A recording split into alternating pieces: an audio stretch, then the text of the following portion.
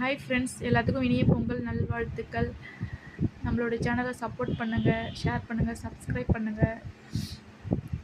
இது போகி அன்றைக்கி காலையில் எழுந்தவுடனே ஒரே ஒர்க். காலைல வீடு க்ளீன் பண்ணோம், அது இதுன்ட்டு எல்லா ஒர்க்கும் முடிச்சுட்டு காலையில் கடைக்கு போயிட்டேன். என் பையனை கூப்பிட்டு போகிறதுக்கு டைம் ஆகிடுச்சு, கிளப்பி கூப்பிட்டு போகிறதுக்கு. அதுக்கப்புறம் கடை வேலை ஹெவியாக இருந்துச்சு. அப்புறம் நேற்று ஃபுல்லாக ஒரு 4 மணி வரைக்கும் இருந்துச்சு. 4 மணிக்கு தான் நான் சாப்பிட்டேனே. அதுக்கப்புறமா